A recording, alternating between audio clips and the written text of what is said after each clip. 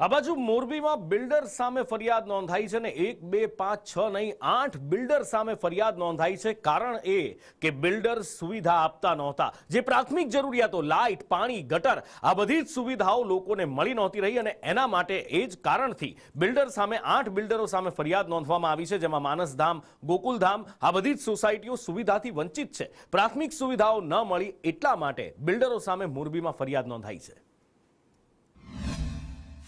અત્યારે total 4 society છે। એક માનસધામ 1, માનસધામ 2, ત્રિલોકધામ અને ગોકુલધામ, બરોબર। 4 સોસાયટીની અંદર રહીશોની આપણે વાત કરીએ ને તો ટોટલ 300ની આસપાસ ફેમિલી છે। એ 300 ફેમિલીની અંદર અડધા દસ્તાવેજ એવા છે કે જે ખાલી દસ્તાવેજ પ્લોટના જ થયા છે, મકાનના દસ્તાવેજ જ નથી થયા, પ્રિન્ટના દસ્તાવેજ આપી દીધા છે। તો પાણીનું કહેવા જઈને તો અમને ગામ પંચાયતમાં જવાબ દેતા નથી, અમને પૂરું પાણી નથી મળતું, રોડની કોઈ સુવિધા નથી અને કાગળિયા અમારે ઘટે છે એ કોઈ કાગળિયા અમને કરી દેતા નથી પૂરા। તો એ અમારે સુવિધા તો જોઈને સાહેબ। બિલ્ડર આગળ અમે મકાન લીધા ત્યારે અમારા આગળથી લાખ 1.5 લાખ રૂપિયા લઈ લીધા છે દસ્તાવેજ કરવાના, અને તોય અમને કાગળિયા હજી પૂરા આપ્યા નથી।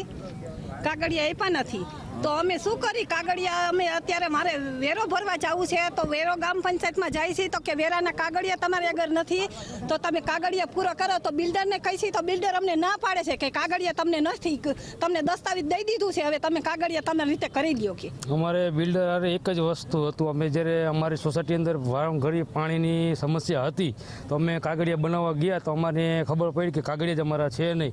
અમને પ્લોટના દસ્તાવેજ આપીને મકાન અમને આપ્યા છે બિલ્ડરે, અને અમારી યારે છેતરપિંડીનો દાવો અમે એની યારે પોલીસ સ્ટેશને કરેલો છે, પણ અમે લોકોએ બિલ્ડરે અમને કીધું કે તમારે થાય એ કરી લ્યો, તમારે કાંઈ નથી થવાનું।